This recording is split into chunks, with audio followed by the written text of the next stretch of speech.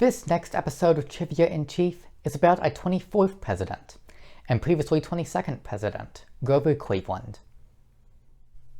After losing the 1888 election, Cleveland began plans for the 1892 election.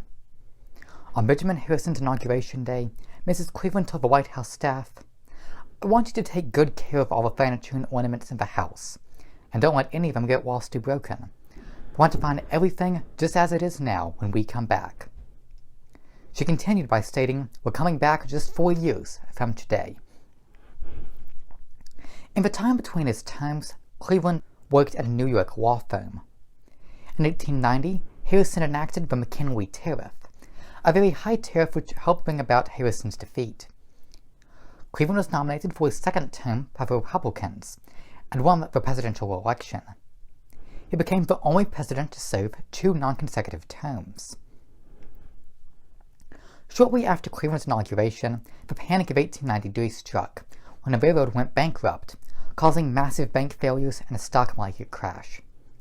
The unemployment rate hit 19%, and many workers went on strike. The most famous of these strikes was the Pullman strike, where Cleveland sent in federal troops to stop it. During Harrison's time in office, he had signed a bill into law creating a silver standard for our currency. During the Panic of 1893, Cleveland reverted the standard to gold.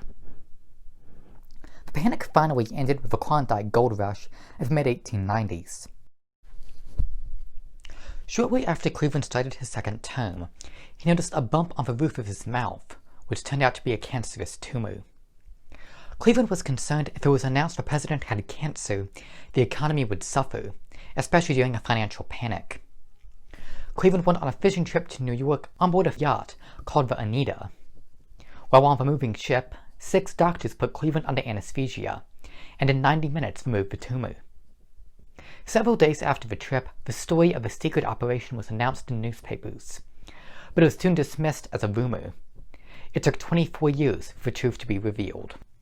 During the end of Cleveland's time in office, the Hawaiian monarchy was overthrown, and Hawaii was annexed by the United States. Due to Cleveland's controversial policies during the Panic of 1893, he was not nominated for a 3rd term. He retired to Princeton, New Jersey, where he died in 1908. Grover Cleveland is the only president with 2 non-consecutive terms. His second term was more controversial than his first term, but he always retained his reputation for honesty and fairness. The next president was William McKinley. Thank you.